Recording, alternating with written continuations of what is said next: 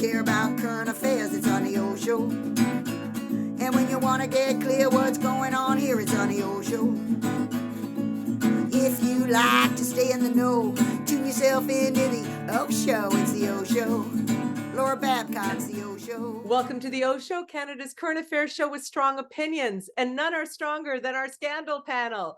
The boys are back. It's the end of the summer, but we've got the boys back, and they are going to get into the question that everyone in Ontario and probably a lot of people across Canada are thinking about, which is Doug Ford going to have another election, come back in with another majority? And if that is the plan, how can he be stopped? It is a conversation that is blowing up my socials every day because people are trying to wonder how on earth Canada's most unpopular premier by a lot, how can he possibly be steaming into another majority after the Greenbelt Scandal, all the spending scandals, the Science Centre scandal, Ontario Place, not getting his housing built, his complete destruction of our healthcare system to privatize it for his for-profit pals. I mean, it goes on and on and on. So much so that we have our own show dedicated to it, the Scandal Panel here on the Oshow.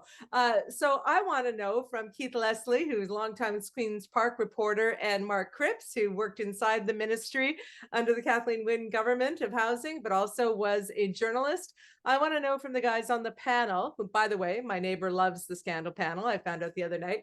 I want to find out from you guys whether or not Ford can be stopped, even relegated to a minority status, because the pundits out there, many of whom I think might work close to the Ford administration, are saying, no, he's got this one in the bag. So guys, let me start with you, Keith Leslie. Can he be stopped or kept to a minority, or are we in some kind of a sick nightmare in Ontario? Well, I don't think it's in the bag for the Ford Conservatives by any stretch, but I think we can all understand their calculations right now and why they're looking at a spring election next year as opposed to the fixed date of June 2026. The stars are just aligning for them right now. I mean, despite, the scandals that you mentioned, and in particular the Greenbelt scandal, I mean, which was a year ago this week, right, that they had to reverse themselves at their caucus retreat in Niagara Falls. This week, they're having a caucus retreat at Blue Mountain, and I suspect the mood is considerably lighter. And the calculations are all about this election. And I think their first ones are a good giggle over what's happening to the Liberal Party and their new leader, because she just has not gained any traction. And their ads have defined her for Ontarians. I don't know what she's doing. I don't know where she's going. I don't know what she plans. I don't even know if she plans to run in Mississauga, for God's sakes. These are some major issues. She should have really haven't, we're nominating candidates now. This is where we're at. The Conservatives have made it pretty clear with the Premier has made it pretty clear, especially when he lost Todd Smith, his short-time education minister, long-term energy minister, when he lost him last week and called the by-election virtually instantly for a couple of weeks from now. That's a sign right there. Okay, we're not having a snap election this fall because he wouldn't waste the money or the effort on a by-election in the Belleville area, Bay of Quinte. He wouldn't do that. So I think that's why we're definitely off this fall. But the Premier has made it clear he wants to know who's running again and who's not. And I think Todd Smith said, I'm not running again. He definitely didn't want to be education minister. That was definitely not his thing because he took a job in the energy sector. Who saw that coming? That's a whole other issue. But it makes me crazy, though, Keith, to hear you say that the mood would be lighter this year. I mean, I know last year they had to reverse themselves about the Greenbelt scandal, but there has been an RC investigation purportedly for the last year or the last 9 months into the Ford government. I don't understand unless they know that the RCMP aren't taking this seriously, or that they're not going to come out with any kind of a report about the Greenbelt scandal. How can they be of a lighter mood? How can the Ford government think that they're in the clear when they're under this criminal investigation? Public opinion polls very clearly showing that the voters have forgiven them for a lot of this, and they want to get ahead of that RCMP investigation as well. We've seen that these federal investigations, is a special unit out of Ottawa that comes to do this. They do not move quickly. And they've only apparently just in the last week or two, we've heard that they're actually interviewing some former PC staffers, and maybe, I don't know about ministers yet, but interviews have at least begun or acknowledged are being done now. So that's somewhere in the investigation. But if that's just really getting underway a year after the OPP handed them this hot potato file, I don't think we're going to see anything soon. I'd be curious to know There was that issue with Donald Trump where they had a 60-day deadline. You can't, go charge a guy within 60 days when he's running for president or some major office. Do we have anything like that? I don't think so, because the RCMP could potentially drop that investigation and perhaps charges, if there ever were any, at any point. So I think the government's calculation is, let's get this out of the way now. No one's talking to us about the Greenbelt. We've moved on. People forgave us, even though we're basically doing a lot of developments going on, and now they're land banking and all kinds of farmland stuff. But anyway, I'm digressing. How can they be stopped was your question. Oh, the NDP and the Liberals are going to have to do some very strong coordination. And I don't know about, you can't select candidates and pick ridings you're going to run against each other in, but they have to do something to coordinate their attacks on Doug Ford and not each other at a minimum, and make him the target. So it makes me bonkers that the suggestion is people have forgotten the Greenbelt, because I think the Greenbelt was one of those few things that kind of penetrated through. And one woman I was talking to the other day, and I posted this, and people said I was making it up. I was not. I was getting my hair done and talking to somebody in the hair salon, and they were going on about, how concerned they were with the homelessness crisis and their feelings around it. And then they said, oh, but I really like Doug Ford. What do you think, Laura? And I said, well, let's talk about all the things that Doug Ford has done to contribute to the situation we're seeing with homelessness, like underfunding ODSP. We had a guest on the Oshow last week talking about $15,000 a year income to live on in Ontario. If you have a disability, if you can imagine, it's insanity. It's legislated poverty.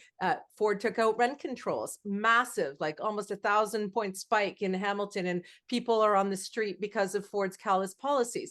What's happening with healthcare? People not being able to get preventable surgeries, waiting for MRIs, having this premier say that they should go to a veterinarian as a joke. I mean, once I told her these things, she was like, oh, because the only thing I really heard about him was the Greenbelt. And I thought after that, people were just giving him a hard time because he seems like a nice guy, right? And so once she heard the litany of things he's actually done that have contributed, and I haven't even got into education or LTCs or anything else, she was like, no, I don't like that guy anymore. But my point here, Mark, is that I shouldn't have to be the one to fucking do it. What do I have to talk to 22 million Ontarians, one hairstyle at a time? I would really appreciate if these opposition parties, to Keith's point, were the ones saying that. Where are the ads? I know the NDP just put out we just made $1 million in the last 10 days worrying about this Ford election. Yay. When are you going to start spending that? It feels to me like Bonnie's already out of the game. Like, what do you think? Can he be stopped or limited, or what the hell? Your story that you just told is telling to me, and I think is representative of sort of the malaise that and the power of Doug's populism. He does. You can look at the leadership polls and say, well, he's the lowest, but overall, I mean, I think people have. For some reason, people are just willing to give him the benefit of the doubt. They like his folksy kind of, I'm sorry, we made a mistake. That brand of politics is working with people right now. In terms of the election, I think the unfair advantage that, and again, this happens to any opposition parties, but the unfair advantage is, you don't know. So when do you blow what little resources you have, right? And like, this is the problem. Like, I think best guess, and I think you'll see things ramp up in the new year. I think we'll probably see a writ drop in May for a June election. That's my guess. I've been told from people I know who are conservatives that all the ridings have been told to get 100 grand in the bank and be ready to go. So they've got their marching orders. They're prepared. And when it comes to Crombie, I've now come to the kind of opinion. I think that she thinks success is getting the party out of non-party status. I think, if they can get 20 seats, I think they're willing to let, I don't think they have the resources or the staff or the people behind them to really propel them into a potential threat. And I would say, unfortunately for the NDP, that they just don't resonate outside of their traditional territories where they get most of their seats. So I think we're probably looking at another Doug Ford government. I think they are very confident, very, very confident. They see all the signs pointing in the right direction. They want to get ahead of the federal election. By this time next year, interest rates will be down. People will be thinking a lot more positively about the economy, and that these issues that we talk about, like the one you live every weekend, Laura, the homelessness issue. I have come to the conclusion that the majority of people don't give a shit. And they literally just see that as somebody else's problem. Life's already complicated enough for me. I don't need to worry about what I'm seeing on the streets. And, until it comes to a head, and it's going to come to a head. If we have a very cold winter this year, people will die. And People are then dying. There's a person dying know. in Hamilton a Right. day by the Right. numbers. But mass amounts of people will die will freeze to death Right. if something isn't done. But I don't know what to say. I'm now feeling I feel less optimistic about a change in government. I think both parties don't see a path to victory. And I think Doug's holding all the cards. Okay, How well, can he? go ahead, Keith. I just how he's going to turn around and claim we fulfilled our legislative agenda. We need a new mandate. How could that's the evidence for going a year early? How can he claim any sort of legislative agenda has been filled when the people not just experiencing homelessness, suffering through homelessness on the streets as we head into another winter? Yeah. And it's everywhere. It's small towns, it's large towns, and the government is now arguing over the number of actual homelessness. Is it 230,000? No, it can't be that high. So that was their own figure in their own reports that came out through FOI. No, okay, it's not that many, but it's in every town, it's in every community. And that issue alone, should be enough for the opposition parties to be able to, stop this government. Okay, you're a populist government, like what you're doing, but that is everybody's problem. It's not just, your heart breaks when you go by. I don't care how callous you are. You go by those encampments and you think, not everybody's on drugs or drunk. Some of them are just, people that got renovated out of their places and they've been living in them for decades. They're renters, full-time renters. What is someone who's been renting for literally decades supposed to do when they're tossed out of a place that's been rent controlled? And now where do they go? They end up on the street. And how long do they survive? Not long. No, they don't. The average lifespan of a woman in homelessness in Canada is 44 years old. So if you know any women in your life who are around that age, imagine that being the end of their life as opposed to midlife, right? It's crazy. But let me just push back on an idea that you put forward, Mark. Every time that I post about what happens on the weekends, I get inundated with offers for support. All kinds of people reach out to me to volunteer, to donate, to drop off bags to my house. People see it and it makes them sick and they care. But most people blame Trudeau's immigration policies for it. They don't blame Ford. They don't make the connection to ODSP and disabilities. If you go down to these food lines, probably just visually half the people have a disability, right? They could not work if they wanted to, and they are getting underfunded by this Premier Ford. It is devastating to their homelessness, right? To their poverty. But people look at immigration, and I've been critical of Trudeau on immigration. He brought in too many people too fast without the supports in place. His government is now adjusting those numbers. But the impression that has been left is that the homeless crisis has been exacerbated by immigration.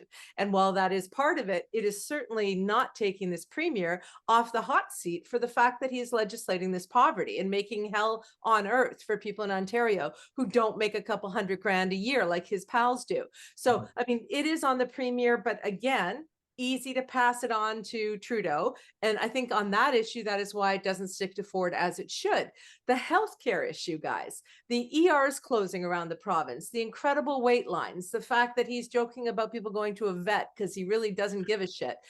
That's on the Premier for not spending those federal those dollars coming in by privatizing and paying 3 times more to nursing agencies for the same nurses. But the problem, guys, is that people who are busy and are trying to get their kids off to school like we were today and everything else, unless they're steeped in this stuff like we all are, they don't maybe see the nuance or understand the delineation of responsibilities from all 3 levels of government. So whose job is it to do that? It's the fucking opposition party's jobs. And I will not accept, Mark, that they lack the resources and they can't hit the pedal to the metal yet because they're not sure they have enough gas in the tank. That's bullshit. They could be doing online videos with their iPhone every single day for nothing, zero zip, doesn't cost anything. Social media is free, folks, in case people in their comms department don't understand that. There is no reason why we cannot see the kind of activity level from Merit Styles that we're seeing. Like, I know the Kamala campaign in the US is making a lot of coin, but there's also a really good social media effort behind Kamala Wins and Kamala HQ that are just pumping it out and winning every single hour of every single news cycle. Where are they? Bonnie, I saw one Labor Day pathetic video that had no energy to it. Merit, constantly filling my inbox asking for money and saying all things are dire. These are not winning strategies. These are not confident in your face campaigns. And so let me ask this next question. Thank you for allowing me to indulge in my fury. My question to you guys is, we saw in France, they had a first round, so they had a real clear idea of who could stop Le Pen in the second round, riding by riding. 200 French politicians within a week dropped out, said clear the path. I'm wondering, and I know there's a group that wants to come on the Oshow to talk about how they're trying to get the NDP and the Liberals to form some sort of a voting coalition or for the election coalition. I don't think that's likely to happen. So my question to you guys is that, if they're not going to sacrifice somebody in a riding in order to clear the way to stop Ford, and they're not going to get into a coalition and power share, is the idea that I'm hanging my hopes on a valid one, which is, can't somebody do the whole, vaccine hunters Canada thing, only do it with every riding and say to people independently of political party, the person most likely to defeat the PC candidate is so-and-so in this riding. And then the rest of us can say, okay, well, then that's who's going to get my vote. I'm not going to split it on the left. Mark, I'll go to you. They did that last election. That was in play last election. I remember that. I don't want to feed into the cynicism, Laura. I honestly would like to be optimistic. I just feel like we've, when you talk, I get that people are reaching out to you when you're down there at Gore Park and every Saturday and doing your thing, which is just wonderful. And thank you to everybody down there. But huge effort. We have created, I think we are in Canada, and you talk about other countries. I think the United States is ahead of us. They've had their shit moment, and in France, in Europe, they see the dangers of where we are headed. We are definitely headed this way. But I feel like we're in this phase now where majority of people feel like they're suffering now, that somehow they are suffering. I hear this from people all the time. Like, I'm literally people I know who are well off and tell me that they're suffering. And I'm like, what? So populists have been successful. The Poilievre campaign has been very successful in making everyone think that we're all suffering, that everything's broken, that everything's falling apart. And they've put it squarely on the shoulders of Trudeau, because getting him out of the way is their path to power. The unending power and resources, right? Doug and the provincial premiers have played along with this game. They've just sat back and went, you're right, yeah, everything, yeah. And people aren't focused on the issues. Like, they don't have the empathy because they're so fucking worried, or falsely, I would say, in many cases, worried about somehow them being the victim and all the too many immigrants, too many this, no, I listen to people say unemployment's at an all-time high. I'm like, what are you talking about? Unemployment is historically low. Interest rates are dropping. Personal income, wages are going up, like, I don't know, like, people are buying more bigger trucks and bigger SUVs and bigger houses, and yet somehow they're suffering. And this is where I think we are in this dead zone of empathy. Like, and this has allowed all of these issues to sort of, grow and grow and grow. And then we're going to have someone's going to have to clean this up at some point in time. I don't know when, but, we have a government in power right now in Ontario that has grown the debt by $100 billion in 6 years. And yet, what, to Keith's point, is their policy? What is their pride of their policy? What have they achieved? Booze in stores, fucking casinos on waterfronts, mega mansions wherever we can go, killing a science center. Like, not doing any of the growth targets that they set upon. Less housing's being built right now. Nobody wants to build because there is no labor. Like, it's all a lie. It's not because of municipalities, and it's not because it's because there's no it's too expensive. People can't afford to buy these new homes at the price that they need to pay all the workers because there's such a shortage of skilled labor. So, I mean, people don't see that. They don't see the micro issues that are causing the problems in the economy and other stuff. And I just feel like overall people have just empathy is just something they're just not willing to deal with right now. I have my own problems to deal with. That's sad.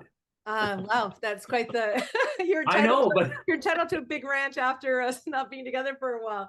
oh boy. So here, while I find that to be dystopic, but also get where you're coming from, I've had a lot of conversations with wealthy friends and clients, etc., and I hear some of that. I think it's post-pandemic shock still. Yeah. We're still PTSD. We're still defensive of our property, of our families. We're still worried about the future. And I think that those messages of it's a grievance, right? We can feel aggrieved because we went through something terrible, and we're still dealing with a lot of the remnants of that time in our families and in our businesses. So I get that where the grievance is sourced from. I don't think it's a lack of empathy. I think it's a prioritization of grievance over Right. what might have been the other instincts. And I only say that to you because, if empathy is gone, then let's just hang it up. But who's feeding on hang it this? up.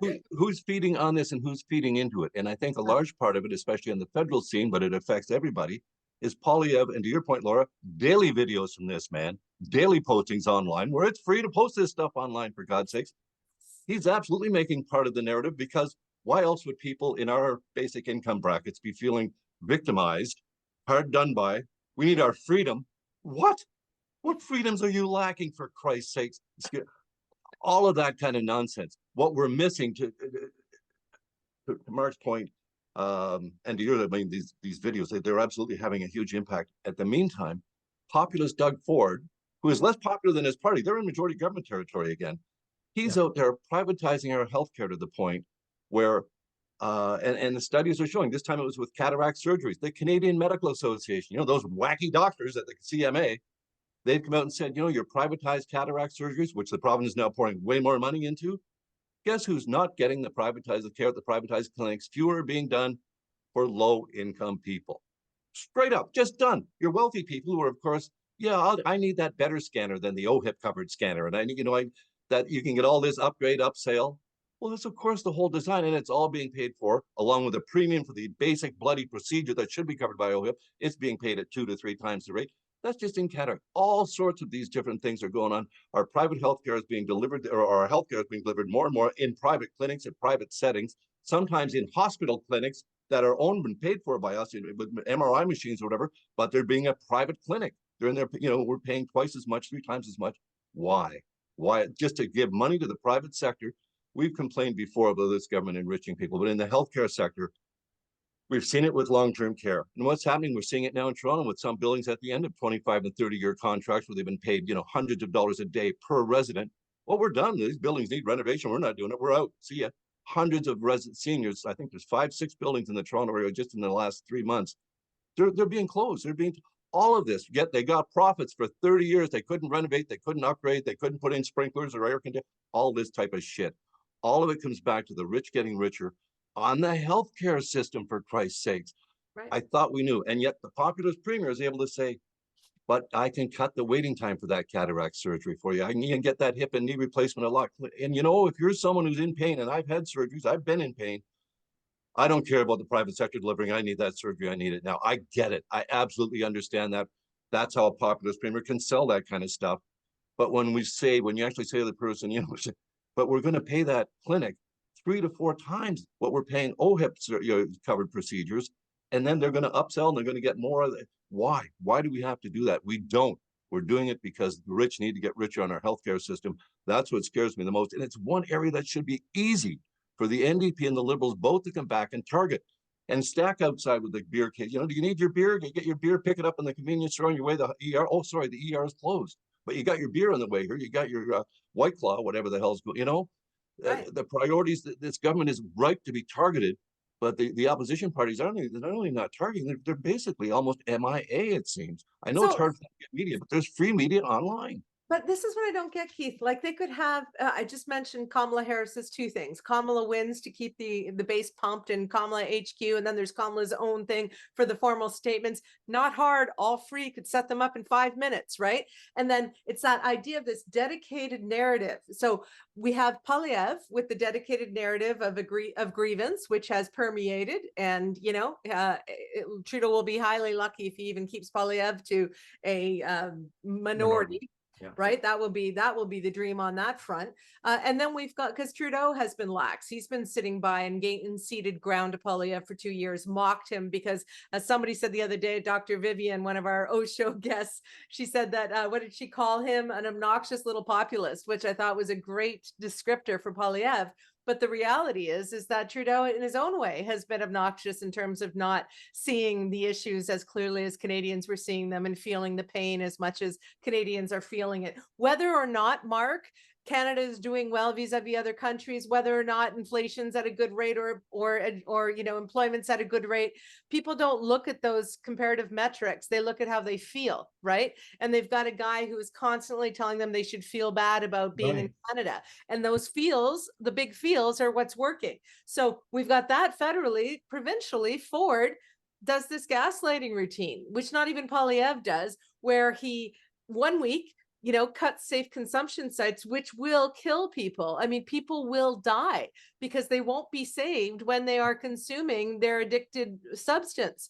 I'm all for these hubs eventually helping people in meaningful ways, but there are people who are going to die unnecessarily by shutting these consumption sites because it's popular to say, oh yeah, those are bad around schools. And yet drinking and driving and booze in the convenience stores all around school. I mean, so it's bullshit. It's bullshit. And it's going to cost It's Ford lives. Fields. You just hit it. It's Ford Fields versus crime stats, because people went and got the crime stats from the Toronto police. No, and the others, the safe consumption site, everything pretty much is down. Virtually like 4 of the 5 crime stats are down in those areas, and they're up in areas that don't have them. Right. I don't know if safe consumption, I understand why people are really opposed. If you've been seen outside one of them at any point of the day or night, it's pretty frightening, if nothing, and disgusting to see. But I thought we were long past the point where needle exchange programs were controversial. I know. And what's going to happen?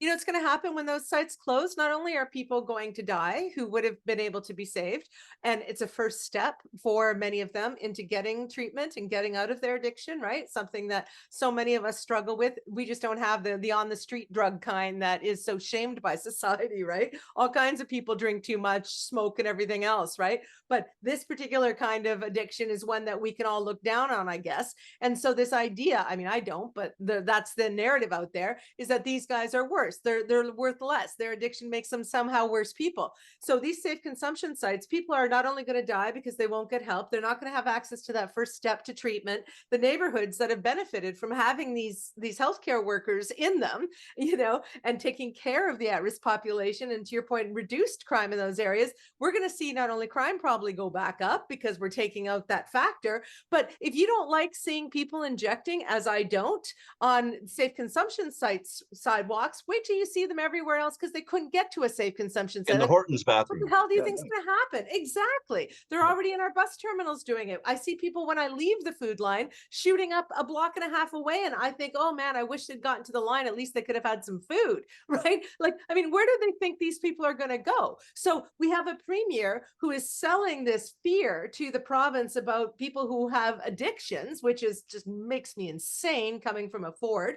So you got that going on. Then you've got the fact that you can't access proper hospital care unless you've got the extra bucks or the extra access. So this is a war on the poor. Is there any other way to look at Ford's Ontario than a war on the poor and a populist pitch for the rich? Because that's how I see Ford leading this province. If you're wealthy, it's going to be hunky-dory in Ontario. If you're not wealthy, it's going to suck. And we're going to watch our neighbors die unnecessarily on the streets this winter. And that's on Doug Ford. Why the opposition party isn't saying what I just said, I don't fucking know. Well, because I think, remember that we are also, this election will be 2 new candidates, two new opposition leaders, right? Who are probably, trying to do their best to, increase their total. So I think the Ford government will lose seats. I think there's an opportunity for, for these campaigns to gain some strength. Remember, I mean, as somebody who worked in politics for 7 or 8 years, I came, and then coming from somebody as a journalist who wrote about politics every day, every week, right? But when you're in politics, the fact of the matter is people don't care until they have to about the election. Yeah. Right. And so, all this stuff, the polling and, I really think the polling is at this point in time cannot be kind of taken with, I mean, it can be used to motivate you, but I don't think you can kind of like use that as a capture of reality. Like today, it's all over. Like, I think the real polling will happen when people start knocking on doors, when the issues are being debated by the media is focused on it for, 60 days, right? 30 days before, 30 days during the campaign. It'll be nonstop focus on the election. Bonnie and Merritt will have their chance to really, blossom. They can spend all of the money that they have gathered, and it won't be much because they don't have the ability to hold $1,500 a plate fundraisers every fucking day for, like they're literally begging for scraps and small donations and stuff like that. So they're going to get their chance to sign. I'm not sure that, just remember this from, like, I always used to think people sit every day and they care about politics, but they don't. The average person is just trying to, make their life go smoothly, work their job. But when the election comes, they do feel empowered. They do feel like they need most people. Rates. They're I know, but still, the abysmal. people. I know, but maybe more people will, because there's going to be a lot more. There'll be a lot more to discuss. There'll be a lot more to be worried about. Last election was held during COVID. Everybody, that was the fucking only issue people cared about. So it was the fact that we were free. Doug let us free to party we just in time, right? The election was just as soon as we were out of our lockdown. I don't see them. I honestly, I don't, Laura. I'm hate to be that. Like maybe Dude, I'm sounding the warning bell here. But I if don't you want you to really, lie to me. Like, I don't want us to lie to our audience. if you really want to get rid of Ford, like you need to sign up with one of the two opposition parties and get out there, just like you're seeing in the States, people signing up to support Kamala Harris, getting off their asses and just do something. Remember the DNC convention, right? Just do something. Well, let's do something here, people. We've seen many people rise up over the Greenbelt. We saw the Ontario place. All you think that is just a precursor for what's going to happen if these guys get a third term. Like, but I don't want them to get a third term. I think the opposition parties, one easy message they can emphasize, whatever they're trying to track on, with Ford, is that basically he was elected twice with 18% of the vote last time. Got a second mandate because everybody stayed the hell home. And it wasn't just because of COVID. I think it was just because they looked and they went, Stephen Dill, what? Nope. Mike Schreiner, but he's great, but he's not winning anything. Even Doug Ford, but I can work with that guy. I remember during the debate, to your point, I think they aren't engaged for the most part in most politics because it annoys the hell out of them. And they just don't want to. I think most Canadians who consider themselves good citizens wait for debate night during an election campaign, which is usually about 2 weeks in. And that's when they click in then and they start wondering about the issues. They literally want to see how these people do against each other and what issues they think are important. And we saw how Doug Ford did. And yet very few people come out and actually voted for him, 18% of the province. So they can be stopped. I mean, if the Liberals, which is going to be much harder because, to Mark's point, they just don't have the money, and the NDP together, if they can motivate people, if they can find that something that's going to motivate people, new leaders isn't it.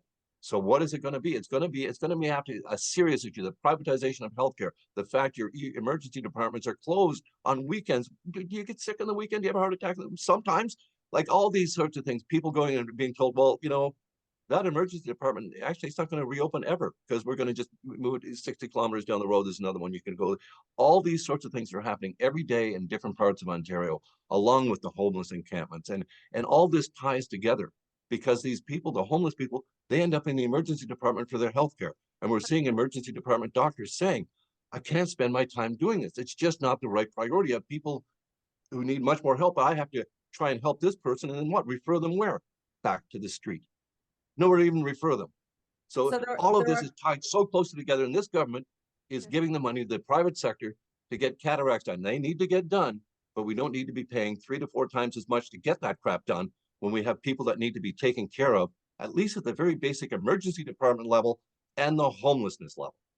Unless Ford's priority is enriching the guys who own the private clinics and not the people who are on the street. I mean, and I say that it's harsh, but I hear from a lot of people who are homeless, experiencing homelessness, recently homeless, or have been homeless for a while, who really believe that their government just wants them to get up and get over it and die. Like they really feel that way. And I don't argue with them because I'm not going to challenge their experience. I have not lived in a society, to Mark's point, that feels as though it lacks empathy, and a government who's now taking away their safe consumption sites and kick them out onto the streets. I mean, they feel as though they have been abandoned.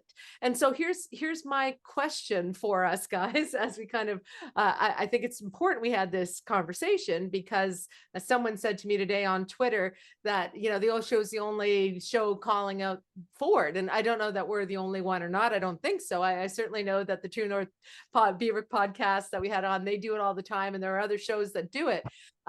But, you know, I'm happy to be a part of an important conversation, which is, so we have a populist premier who is doing policies that are deleterious to the health of our seniors with long-term care, to the health of people who need to get to emergency rooms, to the health of our vulnerable populations, persons with disabilities, autism families. There are a whole bunch of people who are being crushed under the boot of this premier because his policies only profit the wealthy. And worse than that, he's even taking stuff from us he said he wouldn't, like chunks of the Greenbelt, to profit the wealthy, taking away Ontario Science Centre. I don't know who's going to develop on that land, guys, right? It's one thing after another. The Ontario place going to be, it's a camouflage for a casino. It's going to probably be another, you know, casino for benefiting the wealthy. So I don't think that Merritt or Bonnie or Mike ought to be waiting until 1 month before for a TV debate that may never even happen, right? Because conventions, the local candidates didn't bother debating in the last provincial election. Why should Ford? Not if he's winning. Why step on his foot, right? So what are we looking at here? We're looking at waiting until a month before to educate Ontarians on all this stuff. I don't think so. I think that best communication practice is you start early and often. You punch them, to use a James Carville expression, punch them in the face, punch them again, and then punch them harder, metaphorically. You have to keep going at them. And the green belt cracked through, guys. You know, they say in 2024, if you want to get through the noise, you have to have say less and say it more frequently. So if Merritt or Bonnie or both decided that all they're going to talk about is that Ford's Ontario is for the rich, right? Yeah. It's for the rich. And if you're not rich, if you've got parents who are seniors, if you got kids trying to find a job or trying to get into a university, or you're trying to change your house or anything else, you're going to be screwed unless you're wealthy. And I don't believe that the Liberal Party can't do $1,000 fundraisers. I don't think so. I think there's lots of money out there to support any candidate who's going to try to fight. So I would highly recommend, and I want your final thoughts on this, guys. I would recommend strongly to Bonnie and to Merritt and to Mike, get the protests going, work with the unions as you did on the Greenbelt, get a daily pod up. It doesn't matter. 5 things you need to know from whatever. It's so easy to flood the zone with a steady narrative. And we could make that right now, guys. If I asked each of you, give me the top 5 things that Ford does to benefit the rich in Ontario and to hurt the poor, you guys could list them just as quickly as I did. How is that message? And it was actually Tim Hudak on a panel with me a year ago who said it's kind of kryptonite for Ford's folksy brand when, you know, wealth disparity comes up, right? Like when it comes up to his rich buddies. I think that that's an attack line that works, guys. And I don't think we should let Bonnie and Merritt and Mike off the hook. You know, it's not that hard. Go ahead, Keith. Don't wait till spring. Do it now. Used to be the old slogan. I mean, this is a kinder way of putting what you said. Dalton McGuinty was always the Boy Scout, right? It was tell them what you're going to say it, then tell them what you said. And that's essentially it. You have to get that message. But to your point, and I think you just nailed it there, Laura, you pick some Poilievre type simple messaging, 3 or 4 words, maybe a 6-word slogan, no more 7 words, and hammer the shit out of it. Just keep going nonstop. Make it a hashtag, make it whatever. And again, if it's, protect your ERs or protect whatever you're going to do, tie forward to the closed emergency departments, tie forward to homelessness. The fact that it's like, are you worse off than you were 4 years ago? Well, your town certainly is. Yeah. Your downtown certainly is. Why? Because people are living in it without any proper, without housing. So it's just pick a message, and it's something that visible. Yes. And then, end it with, well, we got a White Claw at the gas station. Just hammer it all home at them. But make it, the seriousness of a closed emergency department and the tie it right to the homelessness is clear as day. But make some tight slogans. You say it's all about the messaging, but you can't wait till next spring to be doing it. You need to get out there now. It costs nothing other than time. And you've got some staff, and the rest, do it yourself if you have to. Hello, I could do it in 30 seconds. It's fucking ridiculous. People make entire livings off it, apparently. I mean, I think you'll see things ramp up now that school's back, that September, and now that people have a little bit of a handle on the reality of a spring election. I think you're going to see things ramp up. I find, like, I don't know, Keith, but John Fraser's been the best out of the Liberals so far. The stuff that he does, it's so, like, he is, like, first of all, he's such a nice man, and just a genuinely nice man, but he gets to the point. He cuts to the point very effectively. I love his communication style for somebody who was, very new to, like, sort of thrust into politics, for someone who never really wanted to. But I don't see that from Bonnie, and I'm just sitting here thinking, and I know lots of people text me and they're like, what the f is going on with the Liberals? And I'm like, I don't know. I'm not a member anymore. I'm not a party member. So I don't have I just know people. But I think the Liberals that I know are all expressing exactly the same frustration. What is going on? When are we going to do this? It's like picking low-hanging fruit, all the stuff that they could use to start ramping up and testing a narrative. What will stick to Teflon Doug? You've got, 3, 5 months. How come they're not going every single day? RCMP, what's happening? Right. And I would use that, because I'll tell you, I think the Tories know. I hate to be a conspiracy theorist, because I'm not, but I feel like they have a sense of when the RCMP are going to deliver their findings. And my sense is it'll be after June next year, which means they want to get ahead of that. So you have now 6 months to tar and feather this government as being under a criminal investigation by the RCMP, the highest police office in the land. You can just over and over and over again, Doug Ford behind jail bars, whatever you want to do, right? Like, I mean, it's all just right there. Like, just start, just do something, guys. Like, I don't know what they're waiting for. Isn't it the Corruption and Fraud Department? Some special, it's got a really nasty name to the unit too. Yeah. I'd be hammering that home with it every day. Yeah. I mean, you're right. It's just the vulnerabilities are there. We can see them. And the populism, and he just comes out and says, yeah, well, if the Bank of Canada would cut interest rates, housing rates would come down, we'd spread up everywhere. To quote, he just goes on non sequiturs almost. He's not quite as rambling as Donald Trump, but the Liberal Party, he's weaving. But the Liberal Party is doing the same stupid shit by saying it's Trudeau's fault. You know how many times I've heard from Liberals saying, well, the reason why Bonnie didn't do well in the by-election is Trudeau. It's the Trudeau brand that's hurting Bonnie. Shut the fuck up. Your brand is your brand. Liberals eat each other all the time. It's so sad. It's so come on. I think you're right from the beginning, and I've invited Bonnie on the Oshow many times. I will do it again here. I'll email her team after this, I promise. Come on and explain to us what your strategy is, right? Yeah. Because Merritt always comes on, Mike always comes on. They know that I'm critical of some of the things that they're not doing, but they care. They're in the fight, right? Bonnie had the opportunity to sail in as the savior, to say Ontario's never going to go back to the NDP because of the Ray days, and Green Party, we love you, Mike, but you know what? I'm in charge now, and I'm taking on Ford. Ford's afraid of me. Look at all the money he's spending on me. Gee, why is that? Because he knows I can beat him. She didn't do that, and I waited every single day after she got the leadership. When is she going to throw down on Ford? So all I can think is that she's thinking, oh, run this cycle out, and maybe in 8 years she'll be able to have enough of a government to become premier.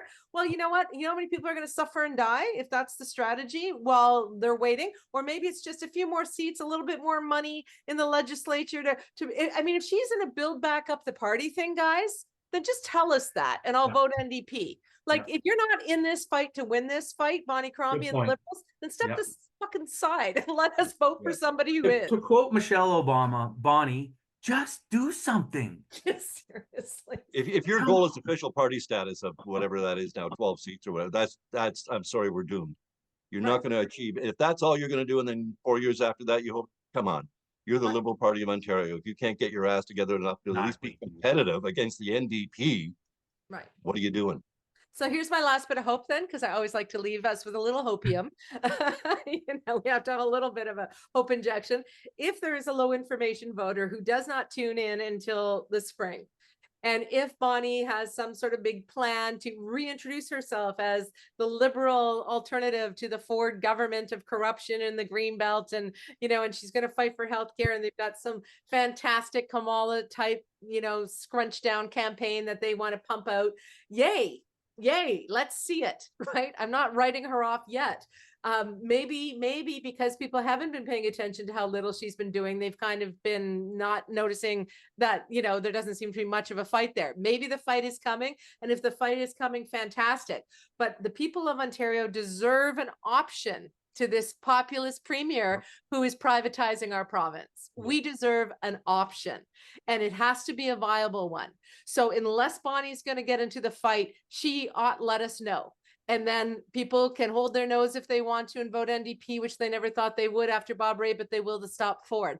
Give us an option. And right now, guys, I think we're feeling like there's not a lot of options to stop this premier. And he's putting out these cheesy gaslighting videos from his cottage on the boat. Have a great long weekend. And I'm like, well, I just spent time with a bunch of people who didn't mention the long weekend because they're living on the street. And it's not a holiday for them. It's another fucking day of trying to get through the day and survive and find food. So, nice video from the boat, buddy. And then we see today him in his suit. Be nice to your peers at school, kids. What are you talking about? You put the teachers through bloody hell, They had to fight you at our expense in the courts to get paid fairly. So, I mean, the bullshit coming from Ford and the gaslighting is enough to make you insane, unless you have people like all of us calling it out, which we need to keep doing to keep everybody else sane, I think, guys. You keep me sane, and I really deeply appreciate it. Last words to either one of you before we wrap up this. I'm going to wrap up by just saying, Bonnie, get in the ring or get out of the way, because I think that sums it up for what you're saying and what a lot of us are feeling right now,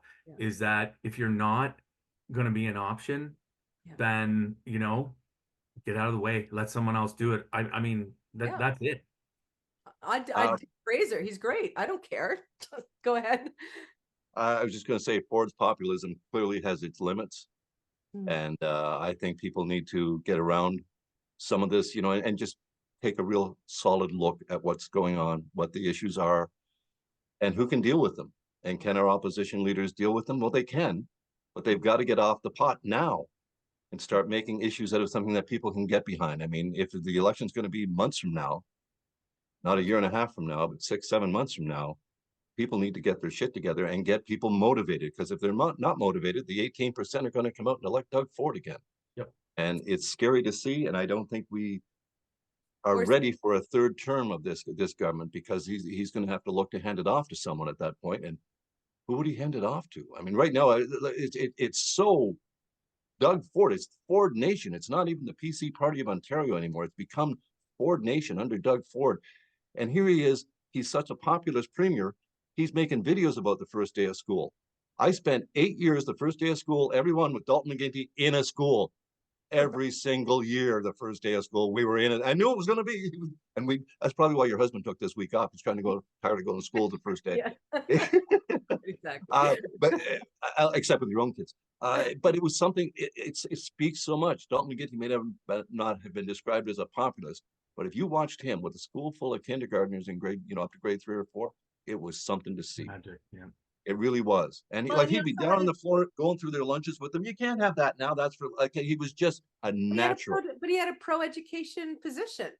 Oh, I mean, all Ford did was cause chaos with Lecce, who, by the way, I thought was hilarious. I knew it was a demotion when he got moved over to energy from education, because he missed the photo op so bad with the education portfolio that he was doing an energy video on the first day of school. Like the guy can't stand not having the photos on him. The education portfolio is a huge one in this province, and it gets lots of attention.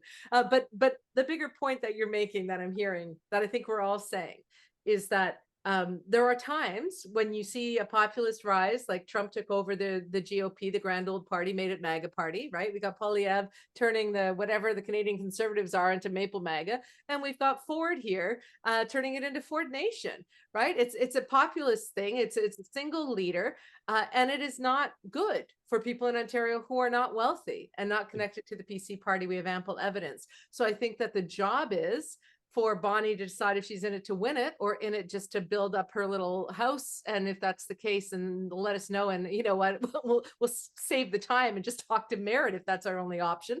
But the point is, we have to get them to start tying what they see when they see somebody on the street freezing.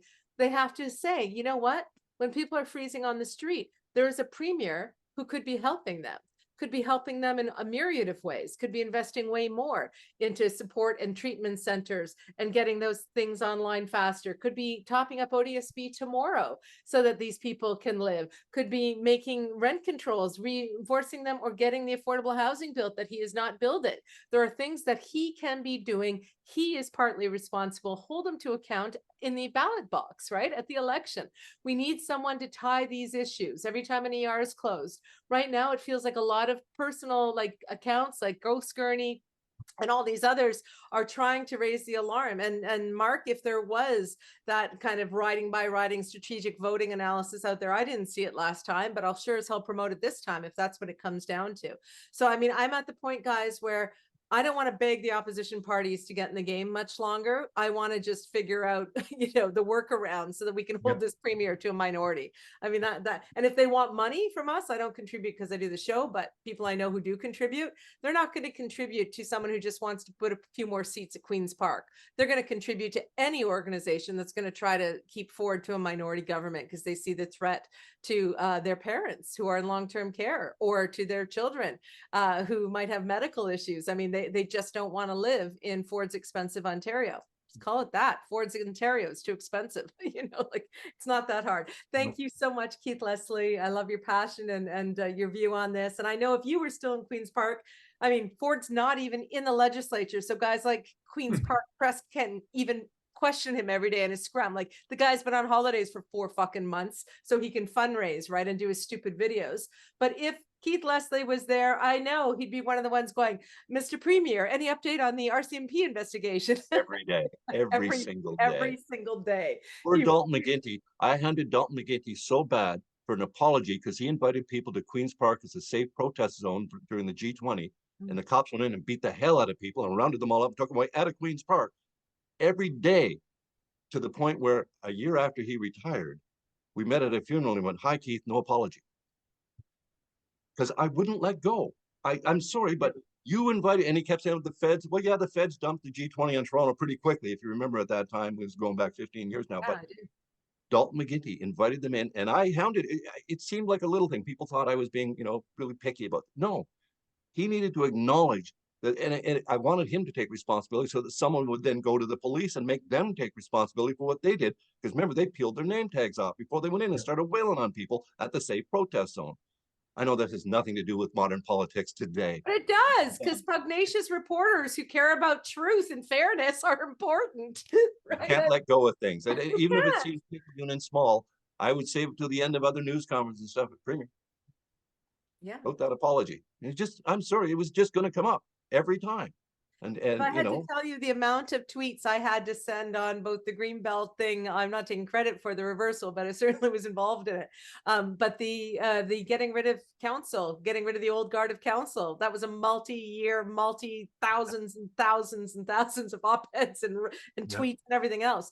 It's what it takes, right? it It's what takes a huge messaging effort to actually get through to people. Yes, it does. does. And so we need to see this from our opposition parties. Thank you both, guys. I'll have you back on soon. Your summer you. holiday's over officially. We Thank need you on you. the Scandal panel. Take care, guys. Thank you. Bye. I gotta go get my kids. Sorry. And thank you Bye. for watching. Oh yeah, there's school back. That's right. Bye. Bye, guys.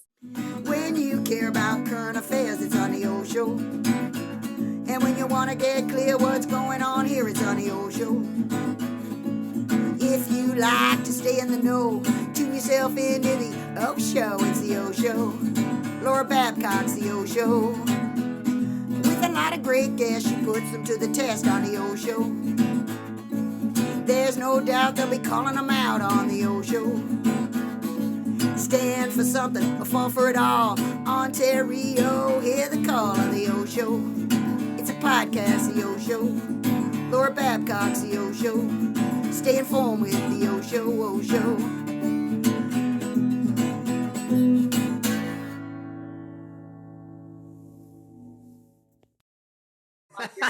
Your merch bid.